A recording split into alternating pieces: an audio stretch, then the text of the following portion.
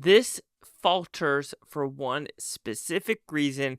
It's not the filmmaking, it's not the acting, it's the trailer. You cannot show a trailer and have it basically be the exact order of when you walk into the movie theater.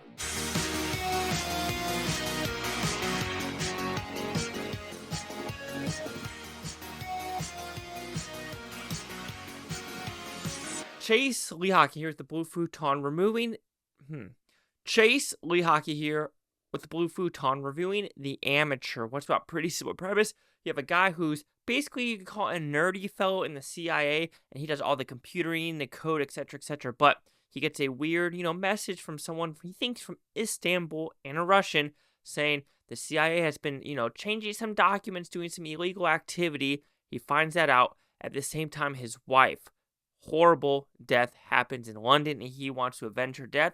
But he also wants the CIA to help him because he has this, this nasty stuff that will make him, look bad to the public in this administration. And you know what? Shenanigans does ensue. People do die. You have Laurence Fishburne, you have John Bernthal, you have Rami Malek, and others in this thriller. So did I like this film? I thought it was pretty good.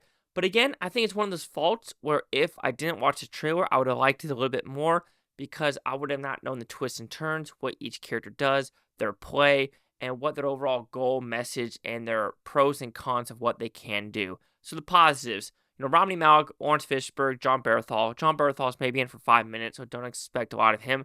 But I think they do a good job doing this cat and mouse chase with the terrorists, with CIA, with the Russians and everything like that, trying to get to point A to point B to point C to point D, point E, point E, F, G, H, I, J, and getting to know that dilemma. Also, it's pretty good to know the CIA and knowing how each deputy or director or head of the CIA changes every 3-4 years, and how while they change, you have the the dark web people or the dark government or the horrible people that have probably been in the shadows for 40 plus years that are actually running the show. And Mayor Adams from New York kind of said that in a podcast with, I can't remember who, but Schultz, right?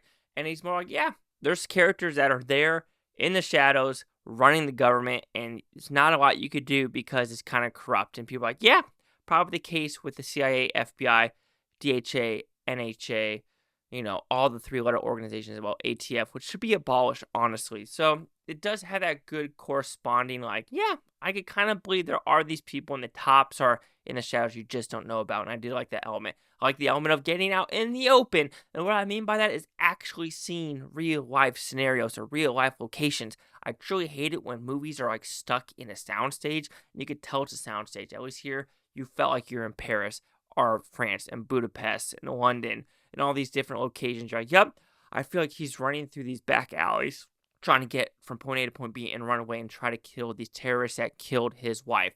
So some people might like that backstory of who these terrorists are and how they connect to the CIA. And I think it's a pretty good, pro and con of how everything works out and what each people are doing, because there probably are black sites or things like that which the American people don't know about, and every country does it, right? So it's kind of funny where people badmouth America about spying. It's like, you don't think UK spies on us, China spies on us, we spy on China, Russia spies on us, China spies on Russia, Russia spies on China. Every country is spying on every freaking person, especially with all the satellites in the air.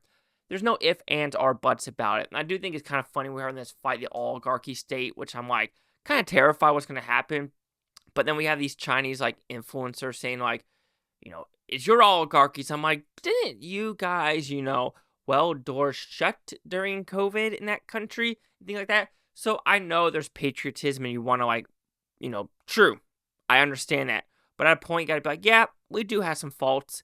And it's also wondering, why do most Chinese people want to immigrate out of the country versus us going to China? Or maybe because China just won't accept other people except, North Koreans and things like that.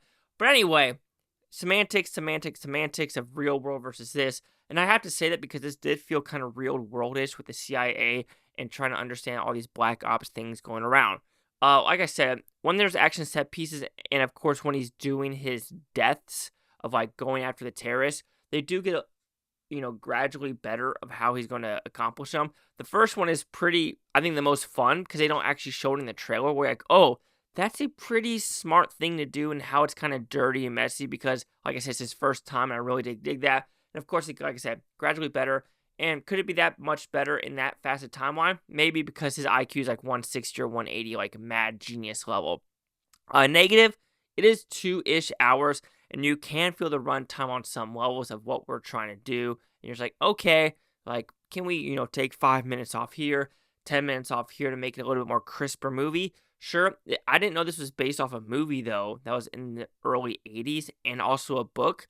So different renditions of this movie. I don't know which one's better, this or the book. Of course, the book is probably better, but you see what I'm getting at, right? With what you could actually accomplish with this movie. Like I said, though, what really falters this movie is the trailer really giving the story away, giving away the surprises, the twists, the turns, and just the overarching grittiness and the meat of the story is gone, withered away, because whoever edited this trailer showed the whole movie, and I think that's a bummer overall. But overall, The Amateur is not a bad film. It's good acting, good looking film. I thought it was directed pretty well. It's a decent enough story. I think I had a fun time with, getting to know these different government agencies, how they probably do some dirty stuff in the, the dark webs of the government, or, the back rooms. And yeah, I can freaking believe it.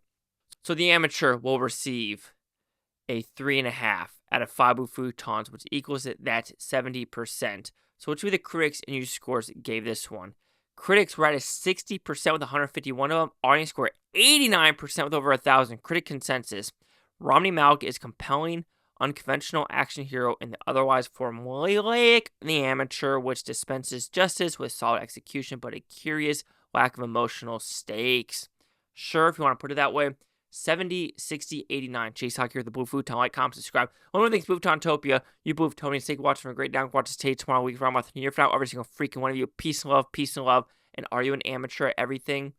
I'm an amateur at a lot and a master of none.